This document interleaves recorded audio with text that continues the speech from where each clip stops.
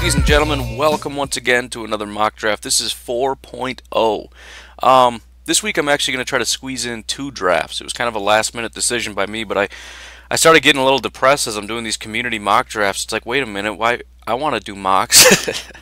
So I just figured I would double my workload and see how that goes. Very quickly, well, 2 things. First of all, let's get the preliminary stuff out of the way. Please join the Facebook group that is in the comments. At least I should have it in the comments. Please join that. That's where all the coordination goes down. If you want to join the mock drafts, that's where I coordinate it. It's also, I mean, it's a group, so you can post whatever you want. It's just a community stuff, guys, just talking football. I try to get some posts in there about, college game film, just to see what people think about guys. Just try to get some debate going. Also, my Twitter is there, my email is there, you can see that. And then donations, this takes a lot of work, and more than anything, well, there's 2 things. One, I have a lot of expenses, so I'm losing a lot of money on this. So if you could help me cover that, that would be greatly appreciated if you appreciate what I'm doing. Also, I have some really, really exciting plans for this channel. What we're doing now is just scratching the surface. It would be nice to be able to, once the season ends, to kind of do like a 2.0, and then as we get closer to the draft, have like this thing is going to be official, but I cannot do it on my own. Maybe if I was single, I'd be blowing all my money on this because I just don't care, but when you have a wife and kids, especially around Christmas time, probably not the best idea. So if you really do enjoy this, anything you can offer, bottom right corner, I'll also put the link in the description. Just again, anything you can give. It's just PayPal.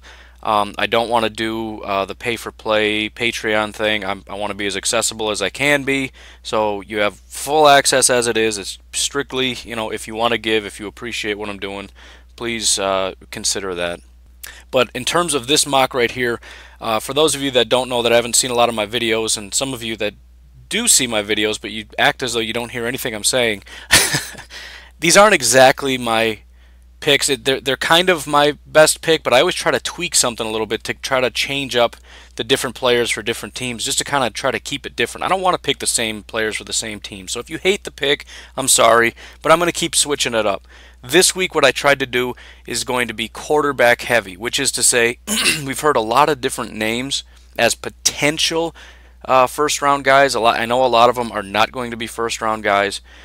I understand that, but let's just pretend that this is a quarterback-needy NFL, and there are a lot of quarterback-needy teams. Both of those things are absolutely true. And let's just say that these teams go nuts, and they love these quarterbacks. So I'm not going to tell you exactly how many, but there are a sick amount of quarterbacks. So the cool thing about that is, one, it's going to change the order, who gets what player, and all that stuff. But also what it's going to do is push some of these really, really talented players down the draft board. So some of the guys, some of the teams at the end who aren't getting any real, as a Packer fan, you get kind of tired. All the good players are gone by about 10. And then, by the time you get to 21 or wherever the Packers are picking, it's like, whatever. He's basically a second-round guy. Something like this, what this does is it pushes some of that elite talent down into the later picks. So it's just kind of something fun to do. It's something to play with. It's not entirely impossible, but it's obviously very unlikely. So anyways, let's get it started. The first overall pick in the draft, I have the Cleveland Browns selecting quarterback out of UCLA, Josh Rosen. Josh Rosen is flying up the board. I'm starting to watch a little bit more film on things. I really, really, really like Josh Rosen. I'm not into Sam Darnold. I'm excited about Lamar Jackson, but he just kind of scares me. I don't think Josh Rosen is my favorite, and I'll get to that in a little bit, but in terms of being extremely talented and being a safe pick in my mind, I think Josh Rosen just is kind of the top guy in that category. The Browns absolutely need a quarterback. The last time I did a mock, I had them saying, forget it, we'll pass on a quarterback, we'll get him the next time around, and then they didn't get one, and it was a disaster. So we're going to stick, and we're going to pick Josh Rosen, quarterback out of UCLA. Next up, we have the New York Giants, who are now number 2 overall. It's official now, with the 49ers winning a game and the Giants just continuing to fall apart. And I have them taking quarterback out of Louisville, Lamar Jackson. I know a lot of people love him, a lot of people hate him. I get kind of tired of saying that over and over again. Some people are even saying he's a third-round pick. Let me just tell you right now, there's no chance a guy with this much talent, with this arm strength, with his speed, that he falls to the third. It just feels impossible.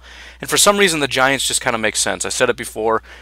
if you want a guy like Lamar Jackson, you got to build a team around him. So you got to have an entire.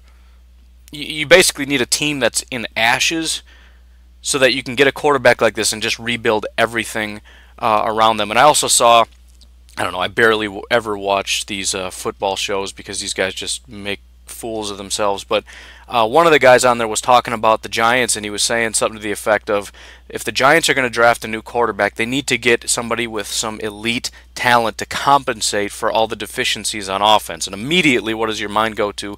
Lamar Jackson. So anyway, it's just starting more and more to make sense for that team.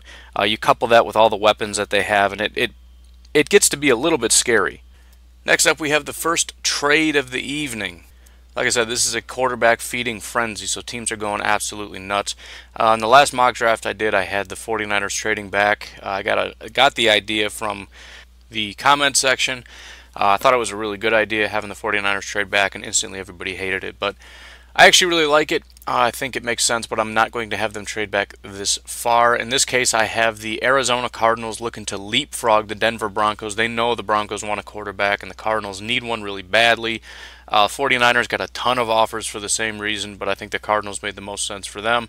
So the Cardinals are going to move up. In order to get that, they're going to offer up this year's second and next year's second, and they're going to pull the trigger on quarterback. Out of USC, Sam Darnold. I've already said he's not my favorite, but you know he is a favorite for a lot of reasons. You know there's going to be a lot of teams that really like him, and there's going to be a lot of teams looking to move up and pull the trigger on him. In this case, the Arizona Cardinals are looking to make that move. I suppose one of the good things about it is that they do have a veteran quarterback, that it's not like they don't have anybody. So it's always nice when you have that veteran presence. Same with Eli Manning. You can have the guy sit for a while as long as you want him to sit. Could be sit for a game, sit for a couple weeks, sit for the whole season, who knows. But be able to coach him up a little bit, so any deficiencies you can kind of work on that a little bit. You're not rushed to bring him back. Next up, we have the Denver Broncos. Denver Broncos are a little upset that 3 quarterbacks have just gone off the board, but you know what? It doesn't matter, because they're going to stick, and they're going to pick quarterback Josh Allen, Wyoming. For some reason, this also makes sense. It's probably just a height thing, because the guy's listed at 6'5", and the Broncos seem to like that kind of thing. But I don't know. I just don't think the Broncos would be too upset with it. They need a quarterback. I think Josh Allen, you know, who knows? That's part of what's interesting about this. Not only is it realistic based on, I shouldn't say realistic, it's unrealistic, but this scenario is in some way realistic, because who knows which teams like which quarterbacks. It's not just that it needs to be quarterback hungry teams. It could just be that different teams like different quarterbacks, right? The Cardinals think Sam Darnold is a freak and everyone else is garbage. The Broncos are watching these 3 quarterbacks go off the board, and they're like, we didn't even want those guys. They're trash. Josh Allen was our guy and he fell right in our lap. That's awesome.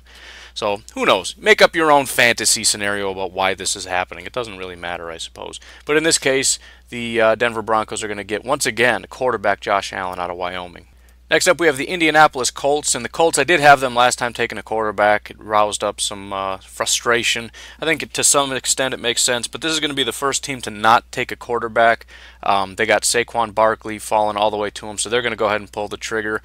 Running back might not be their biggest need. They need to protect their quarterback and get some help along the offensive line. But if you're sitting at pick 5 and Saquon Barkley falls to you, and you even in some way need a running back, which they do, I think you got to pull the trigger. So I just think it makes the most sense.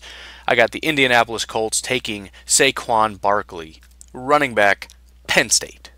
Next up, we have the Chicago Bears, and this is another team I think it would make sense for them to trade back. And in this scenario, with a lot of quarterback-hungry teams, there's going to be a ton of... every single team that's on this list is going to be getting trade offers. Please let me trade up. Please let me trade up. But in this case, the Bears are willing. They got a ton of trade offers. And again, it comes down to what makes the most sense for us. And this is another team. You don't want to trade back too far because you want to be able to get your guys.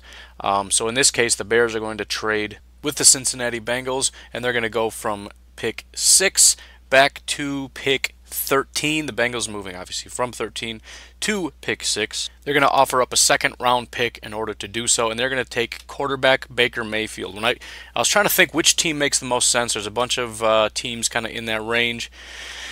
The Bengals made the most sense, and I think Baker Mayfield makes sense. I think Baker Mayfield might be the best quarterback in college football. I think I don't know if you guys use Pro Football Focus, but they got some real in-depth quarterback stats. You know, what is his quarterback rating under pressure? What is his quarterback rating under this and that and the other thing? Baker Mayfield is first in just about every single category. And he's sometimes the only guy that's like a first-round prospect. You got D3 guys or whatever that are up there. But Baker Mayfield is number one in just about every single category. And when I watch him play, the guy, he's incredible. He looks like an NFL quarterback. But I do acknowledge the off-the-field stuff is going to scare some people away. But the Bengals make sense because look who they picked in the second round as a running back. Joe Mixon busted a woman right in the mouth and knocked her out cold. Nobody wanted to touch him. A lot of teams wanted him. I remember hearing a long time ago the Packers apparently were interested in him, although every time you hear the Packers are interested in someone, here's a tip, they're not going to draft him. Every single year you hear stuff like that. But anyways, they were saying that they thought that he was the best in the entire draft and he would never make it back to where the Packers are drafting. He's that good. A lot of teams wanted him. Bengals pulled the trigger. They're like, yeah, we'll take him. I don't care. So you've got a team that not only is not afraid to go with the controversy, but it's paying off. Nobody talks about Joe Mixon anymore. Nobody cares that he knocked somebody out. That's over. That's done with. They've just got a talented football player that they got for a steal in the second round. They're not afraid of it. And Baker Mayfield, he's kind of stupid, but it's not even Jameis Winston level stupid. It's kind of just, he got fired up and grabbed his crotch at the other team. So what? Who cares? Jeez. There's some other stuff too, and whatever. It's just, I don't know. I can't imagine a guy that's maybe the best quarterback, and we're talking quarterback here. We're not talking running back. We're not talking tight end with some issues. We're talking quarterback. Maybe the best in an extremely talented quarterback class to fall even this far, to be the fifth one to go, that's pretty crazy. I don't see him going much more than fifth. Anyways, the pick makes sense to me. The Bengals are going to move up. They're going to grab Baker Mayfield, quarterback, out of Oklahoma. Next up, we have the Browns, and the Browns are in a very similar situation because they already drafted a quarterback, meaning they don't need a quarterback, meaning all the quarterback-hungry teams are very, very hungry and wanting to move up. You got some teams on here that are looking for quarterbacks. So with that, we have another trade that is going to be accepted, and this time it's going to be the Buffalo Bills, moving all the way up from 18. I did this in the last mock draft, and I did it with the 49ers. I really liked it. I just thought it made a lot of sense. The Buffalo Bills are not happy with their quarterback situation. I've said it before. I don't hate it, but they hate it, and they really, really want a quarterback. And with this kind of a run going on, they're willing to make a move. And they've got 2 first-round draft picks. I know it seems kind of crazy, but would you rather have an 18 and a 21 and get like a linebacker and somebody else? Or are you going to use those 2 picks, leverage them, the fact that you made good moves in the past and you were able to get 2 first-round picks? Are you going to leverage that and go get a quarterback if you like the guy that's still on the board, if you've got a willing trade partner? In this scenario, the answer to all these questions is yes. The Browns are willing to move back. They've now got 2 first-round draft picks. The Bills are giving up both of their first-round picks. They're going to move all the way up to pick 7, and they are going to grab quarterback out of Oklahoma State, Mason Rudolph. Again, this is all contingent on whether or not the teams like these quarterbacks, but in this scenario, let's just pretend, because I think his draft tech has Mason Rudolph as the number 2 number 2 player in the entire draft. So different teams are going to have different boards. They're going to like different people. In this scenario, let's just pretend the Bills think Mason Rudolph is the top quarterback in the entire draft and he fell all the way to 7. It just makes sense in this case to use both your picks to move up to 7 and get your guy. There's been higher price tags for dumber picks than this. Next up, we have the Tampa Bay Buccaneers. Buccaneers are now going to be only the second team at pick 8 to not take a quarterback. This is the best case scenario that they could possibly imagine. They're sitting at 8. They didn't have to trade up, and only 1 non-quarterback fell to them. They don't want a quarterback. So in this case, I have them taking edge rusher Bradley Chubb out of NC State. In terms of value, right, there's only so many players that are worthy of going at this point, right? You're not going to take who you thought would be available at 8 when picks 2 and 3. This guy should have been gone, by pick 5. So you look at that as well as your need, and I think Bradley Chubb is the best need and value combo. He can go on the opposite side of Ayers, and now you just have this unbelievable pass rush duo that is just going to terrorize people. Are you a good football team? I don't know. I think you should have been a good football team this year. I don't even know what's going on over there. But at the very least, teams are going to be terrified to play you. Quarterbacks are going to be terrified to play you. They'll probably still beat you, but you'll at least be able to bury their quarterback's face in the ground as you walk out with another L. Next up, the 49ers are back on the clock after trading out of their spot. And this, again, another team that's just looking at this saying this is the absolute best case scenario. I can't believe it. This has worked out perfectly.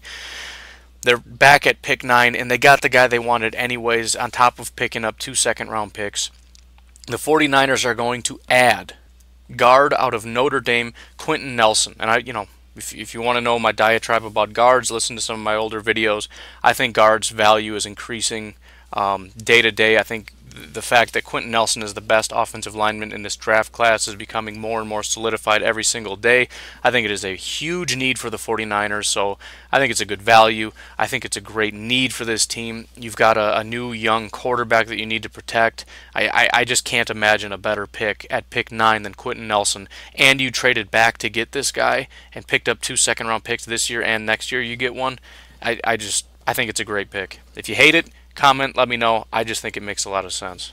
The other good thing about this too is I get to hone my picks. I'll make a pick and then somebody in the comments will trash it. I'll kind of be like, oh yeah, that's a good point. I probably shouldn't have done that. So as time goes on, I'm going to hone this a little bit more and more to finally figure out the right picks. So in a couple months, it's just going to be the perfect draft, and everyone's going to love it and just fall down and worship me as the greatest drafter of all time.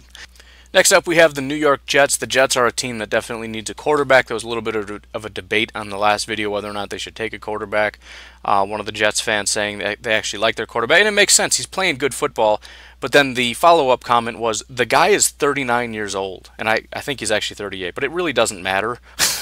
When you got a mediocre quarterback that's pushing 40, you got to at least consider quarterback. Unfortunately, at this point, there really isn't a quarterback that I could just feel good about myself taking at 10. So as upset as they are, I mean, you got to be a little upset. If you're picking at 10, you're thinking there's going to be a lot of quarterbacks available, but they're not. So they're just going to suck it up and realize the other opportunity they have, and that is to draft some of the better talent that never should have fallen to them.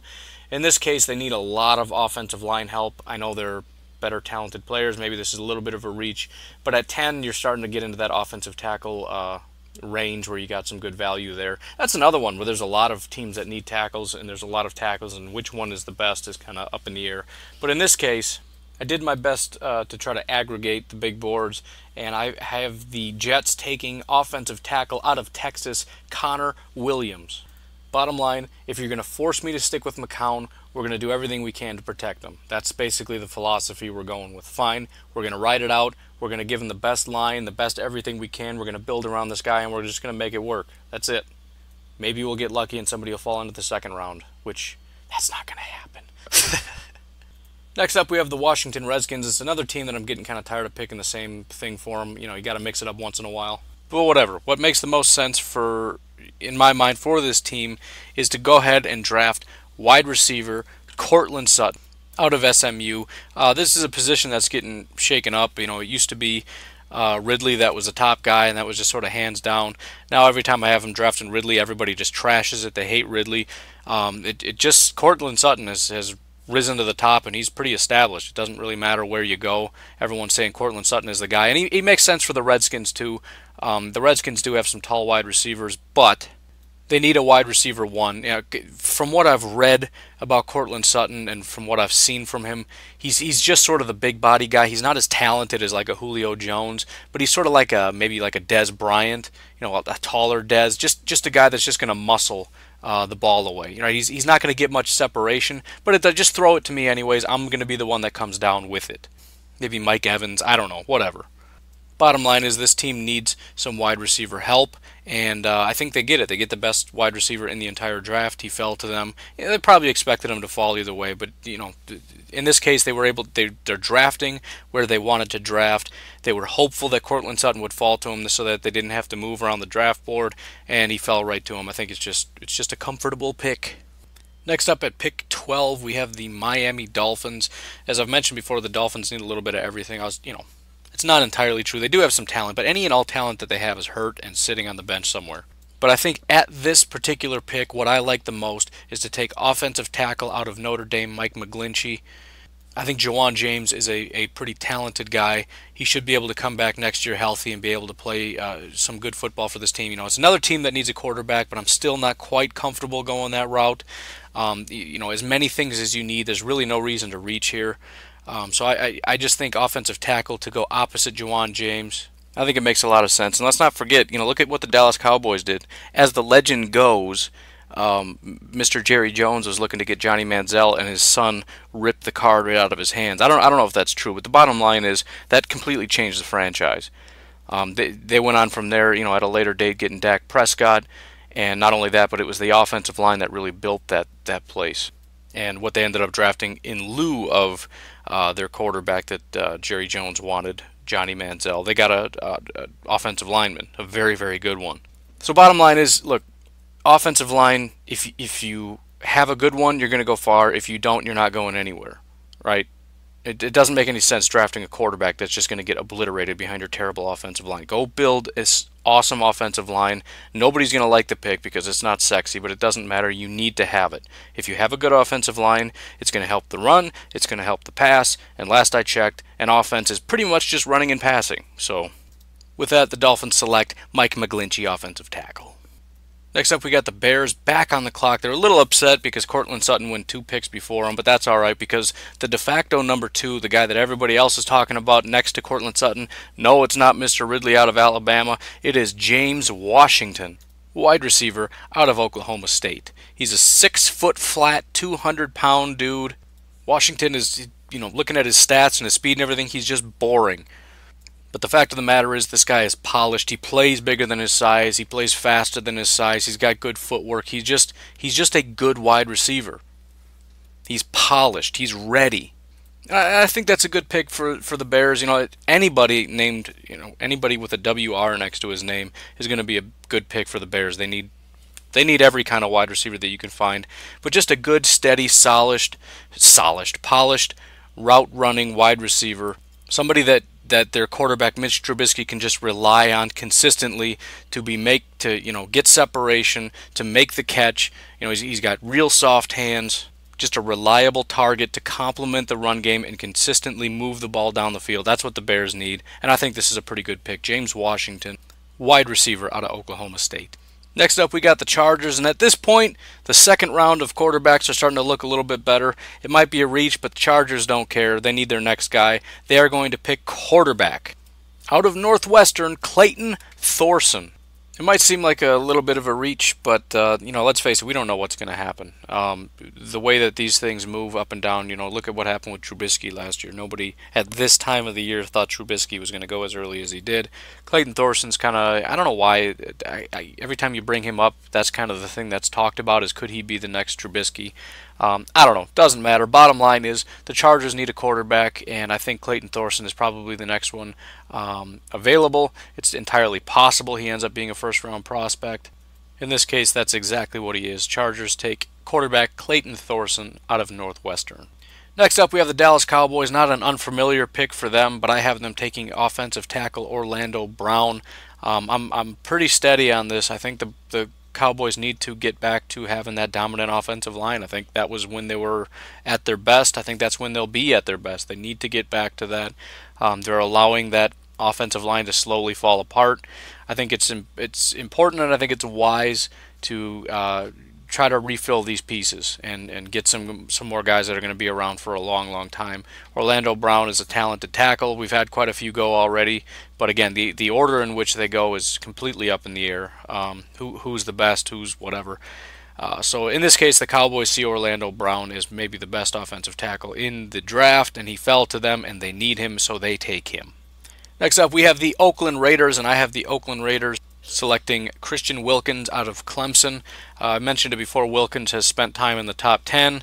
I don't know if he's still considered a top 10 or not. I'm hearing less and less dissension when Christian Wilkins falls out of the top 10. But in this case, the Raiders have if you look at their defense, they've outside of Khalil Mack and Navarro Bowman, what do they have that you like in their front seven? Bottom line, their defense needs a lot of work. I think Christian Wilkins is maybe, I don't know, who knows who the top guy is available right now. But in terms of need and value, Christian Wilkins I think makes a lot of sense. Get some big, talented, maybe the best defensive lineman in this entire draft, probably the best defensive lineman in this draft, to be able to get him at 16 and bolster your defense, to bolster your run defense particularly, but also to be able to pressure the quarterback from the inside is going to be able to help guys like Khalil Mack on the outside. You want to double Khalil? Yeah. If you want to double Khalil, you're going to have a problem with Christian Wilkins. It just creates that sort of problem. You need to have a second guy along there. Christian Wilkins makes the most sense in my mind at this pick. So the Raiders take Christian Wilkins out of Clemson. Next up, and we still have a ton of talented guys sitting there that, a lot of these teams at the back end are saying, I can't believe it. One of those teams is just a couple picks away. It's my Green Bay Packers. The next on the board is actually the Lions, so it seems entirely unlikely that the Lions would make a deal with the Packers. But in this case, the Packers are going to give up a ton, at least a lot more than they should. They're going to give up a third-round pick, which doesn't seem like much, and the Packers do, I believe, have 2 third-round picks with one of their compensatory picks. But it is a hefty price, but it doesn't matter because the Packers have a guy that has been talked about in the top 3 conversation falling all the way down the board. They're not willing to take any chances. They probably would have given up a second for him because this is just stupid how far he's fallen. But the Packers are going to select safety Minkah Fitzpatrick out of Alabama. The Packers, safety isn't talked about much, but it's in my mind one of the top priorities. Clinton Dix is regressing. Morgan Burnett is not only old, but they keep moving him over to corner because we don't have any corners, and Burnett can do everything. So he's been inside linebacker and corner and safety, and that's kind of what Minkah does. I don't know about inside linebacker, but Minkah Fitzpatrick is kind of one of those guys that primarily I think they call him a safety, but he's also been called a corner. He can play both. And I think the Packers would like that flexibility. They do need a safety to play next to and I would love to see the Packers be able to get a guy that can go sideline to sideline. They just don't have that guy that can complement the corners. We're constantly seeing the corners get burned, but the question that's never asked, it's always said, why can't that guy stick on him? It's terrible coverage, but where is the safety help over the top? You never see it. Allegedly, Minkah Fitzpatrick ran for some scouts, and he ran a 4.39. Some of the other scouts that weren't there are probably just upset that they weren't invited or whatever, but they say that he doesn't play that fast, but it doesn't matter. The guy's got 4.39 speed. He's a top 5 talent. You put him back there in the backfield roaming, and I don't know. I'm excited about the pick. I mean, obviously, anybody would be excited about that pick at 17. But for the Packers to be able to get a safety, and if you want, call him a corner. I don't care if you're a Packers fan and you're upset that they got a safety instead of a corner. Just call him a corner. He can play there too. Next up, we have the Cleveland Browns, and it is their second of 3 first-round picks, if you can believe it. And they get another freak, another guy that fell way too far. They're going to get safety Derwin James out of Florida State. I'm not sure safety is the top need, but the bottom line is their pass defense is pretty terrible. I know everybody talks about linebacker, and it is a big need for them, and maybe we'll talk about that later. We'll see.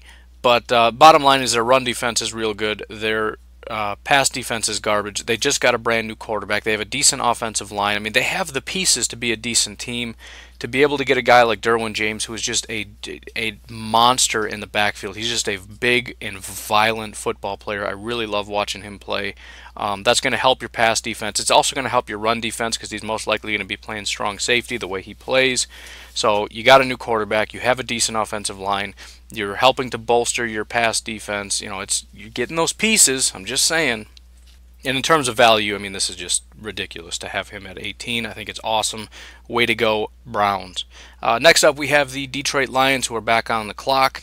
I can't really find any big boards that support this, but clearly the fan favorite linebacker is Rashaan Evans out of Alabama, and that's exactly who the Lions are going to take here.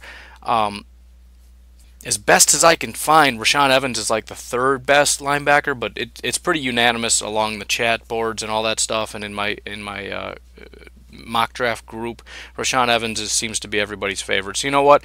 We're going to play to the fan base a little bit here, and we're going to have the Lions soaking up one of the best linebackers in this draft, possibly the best at 19. It's not a bad value. I've seen Roquan Smith Some places saying he's as good as 13th or 14th best, and the fans obviously think Rashaan Evans is better. So at pick 19, it is a big need for the Lions. Obviously, running back is a pretty big need, but I've had them taking running back the last couple drafts. We're going to mix it up a little bit. Rashaan Evans, inside linebacker, Alabama. Next up, we have the Atlanta Falcons, and for the eighth and final time, I believe, we have one more desperate quarterback team that sees the Baltimore Ravens coming up, realizing the Ravens need a quarterback, so they are going to trade up. We got the Jacksonville Jaguars trading from 25 up to pick 20 because they are going to grab quarterback Luke Falk out of Washington State. The Jaguars, I mean, it's the final piece, and it's leave it to the Jaguars to sabotage themselves.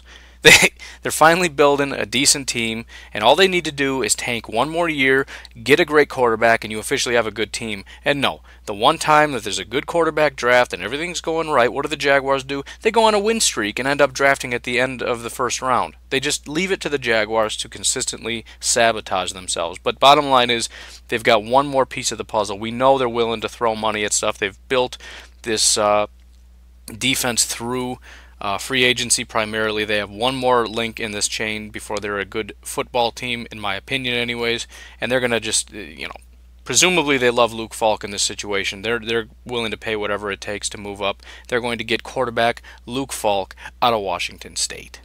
Next up, the Browns are on the clock for the third time, and they are going to select inside linebacker Roquan Smith out of Georgia. As I mentioned, he's really liked in terms of, I don't know, CBS, which CBS is garbage. I don't know why I even bother to look at it, but I believe, what did I have? CBS, Draft Tech, Walter, I don't know, 4 or 5 different big boards open just to try to aggregate and find out who the best players are. But as good as the Browns' run defense is, I can't really figure out why, because their linebackers are pure garbage. So to have 3 picks in the first round and not address it at some point doesn't make a lot of sense. To be able to have it on your 3rd pick, though, in the first round, absolutely phenomenal. I say this every time, but I said it last year too. As of last year, this team, as of this past draft, I guess is what I'm trying to say, this team should have been very much improved, and they weren't. I mentioned also before, I hated their picks. I couldn't believe how horrible they drafted. But this time around, I think if they're able to do what I'm telling them to do, they've got a pretty solid foundation going, and they should, at the very least, they should be an 8-8 team after this year. I mean, give me a break. They still have like 12 more picks coming up. I mean, you got to be able to do something here.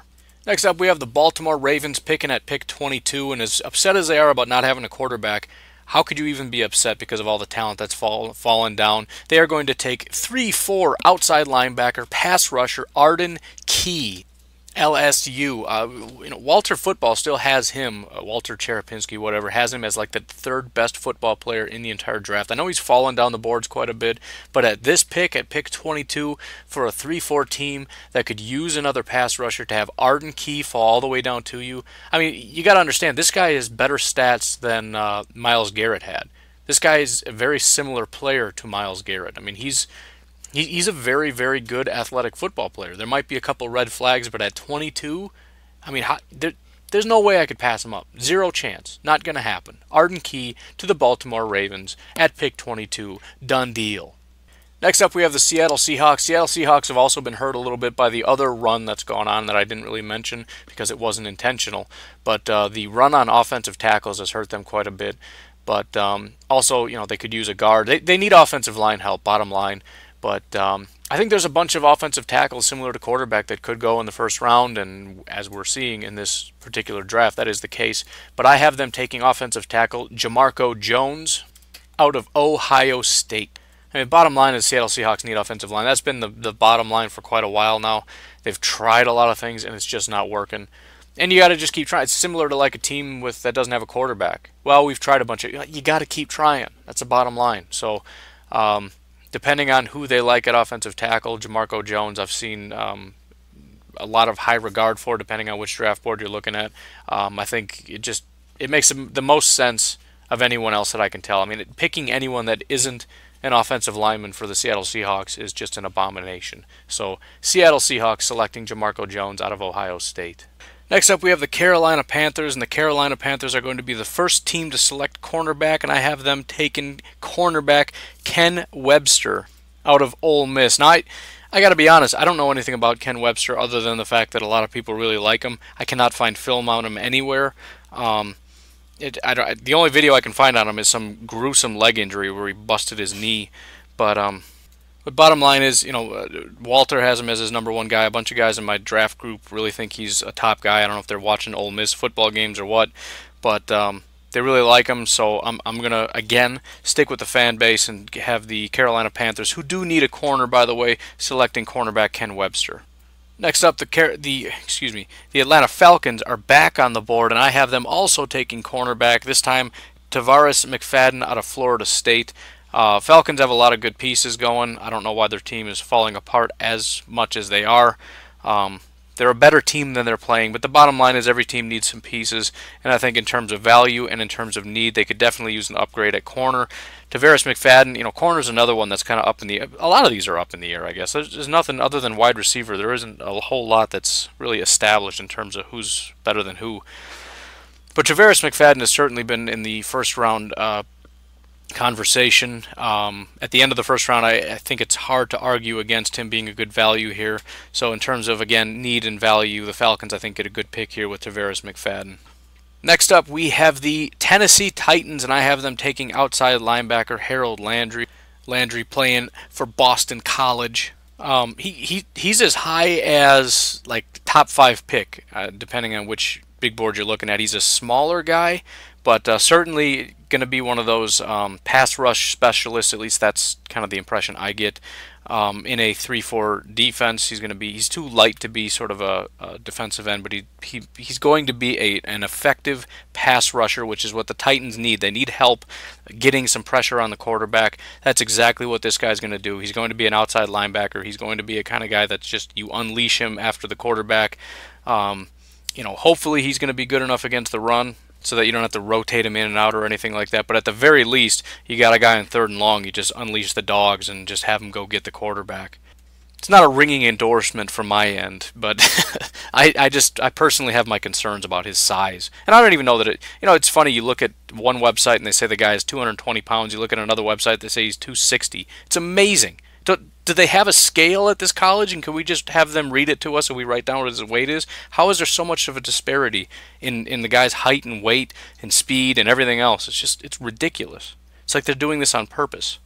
But anyways, according to Google, as I'm looking at it, he's 6'3", 250, and that's not horrible. That's not bad. He could put on a little bit more weight, but at 250, that's relatively standard outside linebacker size.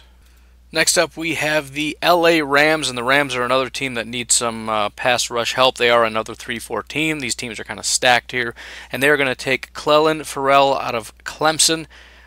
He's another one that's rising up the board, another fan favorite. He's a guy that I'm probably going to get a lot of flack. He should have gone earlier, certainly earlier than Harold Landry, whatever. Again, I don't know. I really don't, but there's what I'm hearing in the comments, and then there's these big boards by some of the other guys. I'm trying to watch a lot of film on some of these guys, and outside of Bradley Chubb, I don't really have anybody that I love. I am excited to see Bradley Chubb going up the board so much. He was kind of an end of the first round kind of guy, and I'm looking at it thinking, I don't think so. I mean, at one point he was going higher or later than Durant Armstrong, and I'm looking at it and just thinking, I don't get it. Bradley Chubb is just a monster. I'll take him all day. And sure enough, he's now in the top 5, top 10 conversation. So, outside of Bradley Chubb, I don't really have any favorites. I got to work on that. I've been working on corner a little bit. But either way, Clelin Ferrell, clearly a fan favorite. And if he is that good, the Rams certainly got a steal here at pick 27. Next up, we have the New Orleans Saints, and the New Orleans Saints, who are going on quite a bit of a tear right now, have a pretty good team, but one thing they could definitely use some help with, especially since they're probably going to have to stick with Drew Brees a little bit longer because there's no quarterbacks left. They've got a new stud running back. One of the things that could definitely help them is some offensive line help, most notably guard, and with a lot of the tackles gone, it might be a little bit of a reach, but somebody that we haven't talked about quite yet is offensive guard Will Hernandez out of UTEP. I'm not really sure if it's a reach or not. At best, he's probably a late first round, early second. But the Saints. I don't know how far they're going to go. I think it's very possible that this is a championship football team. But if they're going to come back next year and go forward again, they're going to need to get a little bit of help along the offensive line. And I think Will Hernandez could take this team to another level. So the Saints stick with offensive line, and they're going to get Will Hernandez, guard out of UTEP. Next up, we have the Pittsburgh Steelers, and the Steelers, who are another team that's going on a little bit of a tear. The Steelers are very similar to the Packers in that they're always very talented.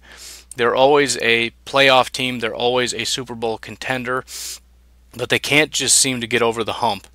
So what I've decided to do is give them somebody that kind of gives them a lot of things at once, and that is tight end Mark Andrews out of Oklahoma. Tight end is kind of considered a luxury pick for a lot of people. It's just sort of, you never expend a first round on it, blah, blah, blah. Mark Andrews is an extremely talented guy. Not only does he provide Ben another weapon, which they've got obviously some elite weapons already, but he's going to help in the pass blocking and the run blocking. He's going to help in the receiving. So he kind of does a lot of things. So helping to I don't even know if you can call them deficiencies, but just kind of adding a little bit to everything to try to help push this team over the top, right? Again, we've got another guy that we can get down the field, whereas, this 3rd and 4 maybe wouldn't have gotten converted. Now we've got this guy that can stretch the middle of the field and can just dominate these linebackers. Something the Steelers do not have right now. Again, with the blocking, help keep Ben clean, help Le'Veon Bell to do what Le'Veon Bell does. I'm not ruling the Steelers out. Obviously, anything could happen, but they're just a perennial, perennial playoff team, and they need a little something to give them a boost. And I think Mark Andrews is an extremely talented guy, and I don't think it's a reach here at the end of the first round. Next up, we have the Eagles. For the first time since I've been doing this, are no longer at the top of the board. A lot of that has to do with their strength of schedule. They have probably the easiest strength of schedule of any team, so a loss will drop them down to the bottom of anybody with the same or worse ranking. So anyways, the Eagles are on the board, and I have them taking wide receiver Calvin Ridley. Again, there's a lot of debate about Ridley. Is he early first-round guy? Is he the best wide receiver in the draft class, or is he just a terrible route runner who's not even going to make it? He's going to be like a 3rd-round guy. I don't really know. But for our purposes, Calvin Ridley still has a lot of respect in a lot of circles. End of the first round, the Eagles need a wide receiver threat. Eagles fans, I think, kind of get bent out of shape about that. I know Alshon just got an extension. I don't know if it's just that you guys think you have good wide receivers or what exactly it is, but I'm going to go ahead and disagree. I think Zach Ertz being your top wide receiver basically is not the best option. You've got a stud in Carson Wentz. You need to give him some better weapons. So Calvin Ridley at pick 30 I think is a pretty solid pick. Next up, we have the Minnesota Vikings, and similar to the Seahawks, they're doing very well, but they still need to keep swinging at this offensive line thing. So I have them take an offensive tackle, Trey Adams, offensive tackle out of Washington. I mean, it's again, we've had a lot of tackles go. Trey Adams is I don't know. It depends who you ask. Trey Adams might not be. He could be a 4th, 5th round pick for all I know, or he could be an early first. He could be the first tackle to go. We just don't know. But for our purposes right now, the Minnesota Vikings absolutely need to continue to work on this next season. Again, not throwing in the towel on this season by any stretch. They're one of the best teams in the NFC somehow, despite all the injuries and the terrible offensive line. I don't know how they're doing it. But bottom line is next year you're coming back and you're going to have more than likely somebody that's a healthy quarterback. You're going to have all these wide receiver talent. You're going to have this amazing defense. You're going to have your running back coming back who is a stud running back. If you can build an offensive line here, you've got just an unbeatable team, bottom line, flat out. A better quarterback would help, but it doesn't seem to be hurting you right now. So, I think offensive line is absolutely a need. Even if it's a reach, who cares? Why waste a pick? Just go get an offensive lineman. Even if he's like an early 2nd round grade that you had on him and you got a couple guys that are rated higher, I don't care. Pick a Trey Adams out of Washington. Get yourself a tackle. Start to build yourself a legitimate offensive line. Next up, we have the New England Patriots, and it's funny because you've got teams like the Falcons that seem to have very few deficiencies but are falling apart, and then you have teams like the Patriots, and you look at it and you just go, they don't have that much talent on the team, but they just dominate. just consistently dominate. So one of the things that's interesting is they don't have very good inside linebackers. So for that reason, I have them taking linebacker out of Texas, Malik Jefferson. I'm not really sure why I like Malik Jefferson so much. I think maybe it's just because he was at one point a really high, and they were talking about this guy as one of the greats. He's going to be a top 5 pick. He's so good. We haven't seen a guy like this since since Luke Kuechly, and all of a sudden you can't even hear you don't hear his name anymore. He's maybe a second round pick. So anyways, I'm holding on to hope for Malik Jefferson. I never really thought he was all that great anyways, but I've had some bad luck with inside linebackers. The guys I love are the ones that don't do very well. So my favorite linebackers are usually not the best anyways. So regardless, I have the New England Patriots trying to help to fix this defense, which is really struggling, especially against the run. Getting a big He's big, he's fast, he's a good tackler. I mean, he's a talented guy. He's very athletic. Whatever his deficiencies are, he's very athletic. And he's one of those guys that it's just kind of cool. You know, some of those guys, they just have like bear paws. What I mean by that is all they need to get is a hand on you and you're going down. It's like they have a bear paw. It doesn't even make sense, but they're just so powerful. They have so much power in their body. It's just really, really impressive to watch him play. Patriots fans probably won't like the pick, but they don't like any pick because they refuse to acknowledge that they have deficiencies on their team. I don't know. Every time I make a Patriots pick, oh, we don't need that. Are you kidding me? Yes, you do. I know your team's doing well. You have deficiencies. Every team does. I'm sorry to tell you. But anyways, that's it. That is Mock Draft 4.0. We are locked up. Please join the Facebook group. Please get involved, and if you can, make a donation. We've got some big plans. I have some big plans for this, and I'm really hopeful that we can get some of these things implemented by the time we start to get into official draft season. I'm really excited about the potential of this YouTube channel. So anyways, like and subscribe to the channel. We got a lot more of these coming. We got another one coming very shortly. Like I said, today, which is Tuesday, we got another community mock draft, so we should have 2 up this week, and I will talk to you later.